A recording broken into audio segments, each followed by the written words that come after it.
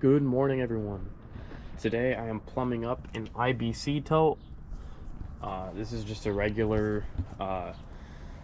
What brand are the? Was this like? It's like Schuts. If I'm saying that wrong, it uses one of those interesting wider threaded components right there. So you have to buy an adapter on Amazon. I'll leave that linked into the description of where you can get that piece. I'll actually show it to you right now. I'm plumbing this IBC tote up to use for my pressure washer. So this is the adapter you're going to need. And the system I'm doing will go two ways. So it tees off here. I bought a PVC tee. I'll link this in the description below. I'll link everything I've used in the description just in case you guys want to recreate the same exact plumbing technique. Anyways, so I have two. It goes from the IBC tote adapter, which is a 2-inch PVC, might be 3D printed, I'm not sure, but it was pretty cheap. It was like nine bucks for this piece, and it goes into this, which is a 2-inch inner diameter PVC, and then we got 2-inch adapter bushings, so these will go in here. So it's 2-inch to 1.5 inch here, and then it splits off on both sides too. So I'll use these to join these two ball valves on each side, where then it'll go through another reducer bushing on one side to the water filter, and then to our hose that goes to the pump. So let's start plumbing this all up. So firstly, what you're going to want to do is you're going to want to tilt your IBC tote on its side. I know it sounds kind of weird, but when you screw this fitting on, you're not going to be able to put anything on that tee after you put the tee on. You're not going to be able to spin the ball valves on. So you want to have it on the side, and then you're going to have to spin everything all plumbed up all at once. Also, a quick side note, I'm using Pro Dope pipe dope on all my connections just to make sure that they're waterproof. So firstly, I'm going to start by we're going to put the adapter bushing in. So it's a 2-inch to a 1.5 inch adapter bushing, or PVC bushing. We're just gonna put some PVC pipe dope on these first few threads here, and then we're gonna twist it in on both sides. This is where it goes to the tank right here on the tee, and the two other sides are where it goes to your pump or your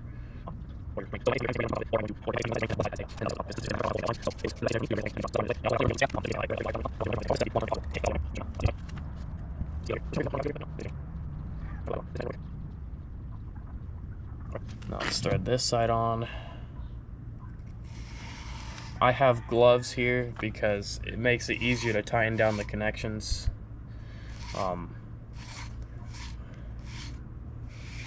Especially since this PVC is pretty beat up and kind of sharp on your hands. So if you can just snug it up real nice like that, it should be good. Or you could get a wrench and tighten them down real quick, which is what. Next, we're gonna install these bits here. These go on either side, just like this. You'll just thread them on there.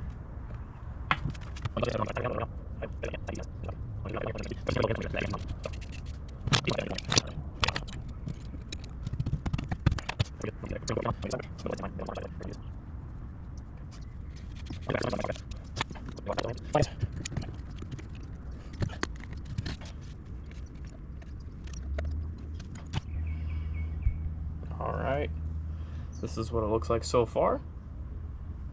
Next, we put our two ball valves on. So make sure you know how you want to set this up. before you put it on the tank, because once you put it on there, you're gonna have to take this whole mechanism off to modify it anymore. So you want to make sure you know which side your pump's going on. So for me, I'm putting the pump on the pump hose on the driver's side, which will be this side, which will be this side, and then this will be the drain side. It'll be the side going into the tank. So you want to make sure that these ball valves are facing forward on their last turn, facing upwards or forwards like that.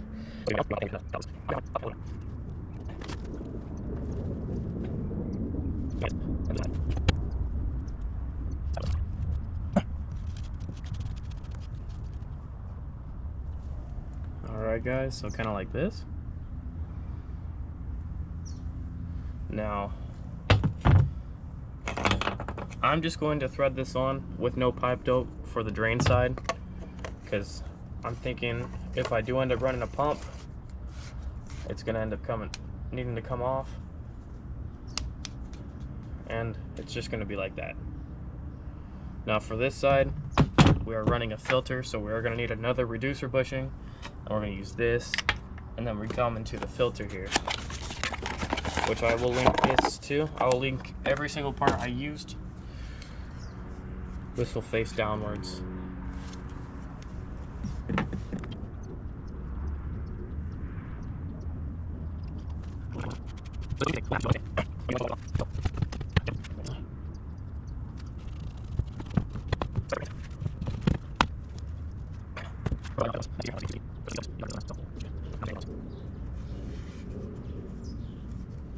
Also make sure there's an arrow, a directional arrow.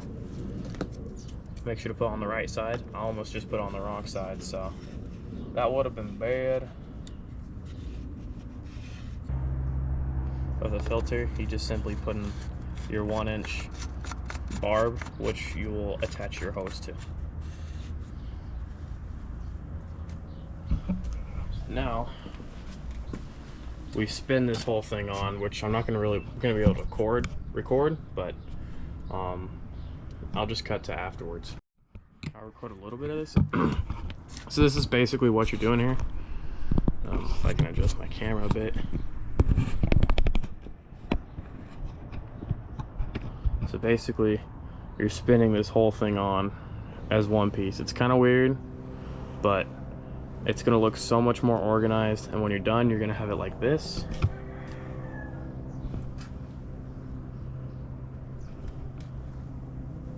That way, it's nice and organized. It'll look good, and it should service you good too. All right, here's what it looks like when it's all complete, nice and plumbed up. If I had a trailer, this would be perfect, but I don't, so this is going to be sitting in the back of my pickup truck, and unfortunately, since my pickup is my daily driver, I'm going to have to take it in and out of the truck, so I'm probably have to have someone help me lift it in there. But this is your setup. Let's test this. So according to this pipe dope here, just if you guys are curious, it says right here, for best results, apply to the root of clean, dry male threads. Assemble joint and apply proper torque. Finished joints can be tested and put to service at once. Just so you guys know that you guys can test these joints with this specific pipe dope compound. You can test these threads for any leaks if you're curious. That way you guys don't bash me in the comments. Let's fill this tank with water and see how this goes. Alright, we have water flowing into all these sections, so now they're just cut off at the ball valve. I haven't filled the tank very much, so, and just to see how this filter works here, it fills up.